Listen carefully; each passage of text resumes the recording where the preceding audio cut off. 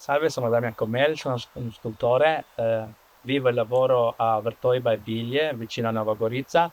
Io ho studiato alla FAMU Stuart School di Ljubljana con una specializzazione in scultura e ceramica, ma preferisco come materiali, soprattutto preferisco i materiali classici che sono pietra, legno, bronzo e terracotta.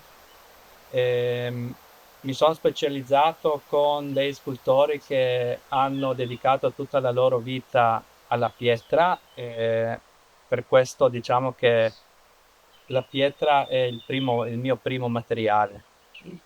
Ehm, Sono membro del circolo, dell'associazione del Circolo Culturale Prologo dal 2007 e niente, sono un scultore che lavora sia in Italia che in Slovenia. L'opera porta il titolo di Semplice Socia Isonzo. Io, cioè, come tutti i goriziani, penso siamo molto affascinati da questo colore smeraldo del fiume, che non è proprio l'unico, ma diciamo che ci sta veramente a cuore e ci teniamo molto a questo fiume.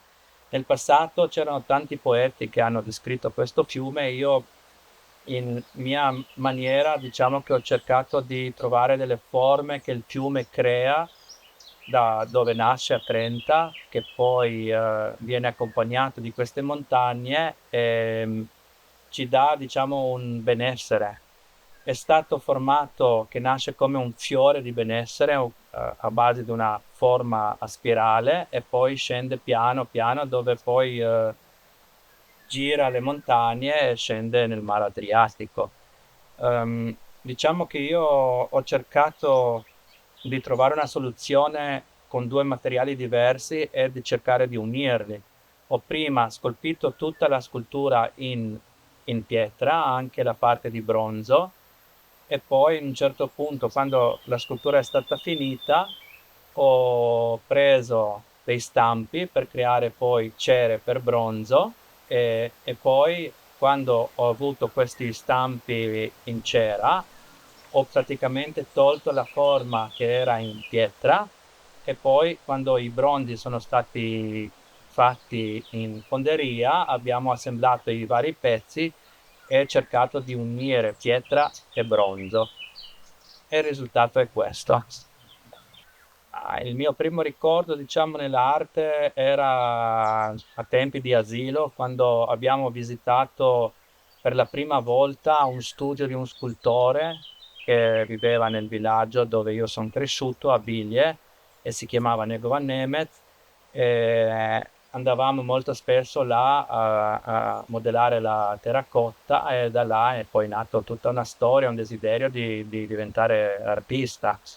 Poi pian piano mi sono avvicinato a questo mondo conoscendo persone che già lavoravano e poi si inizia un po' a studiare e trovare il tuo materiale. Poi la storia ti porta a conoscere persone che lavorano la pietra e io mi sono innamorato anche di questo materiale e devo dire che quasi tutte le mie sculture sono in contatto con la pietra. Io lavoro come scultore, lavoro moltissimo sul movimento. L'acqua non scorre mai dritto, fa sempre delle curve. All'occhio sono molto affascinanti le curve.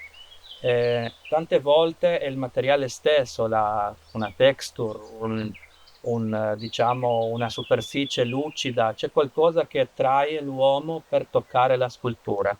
Ehm, io questa scultura la vedo, siccome sarà posizionata su una panchina, la vedo anche come un appoggio.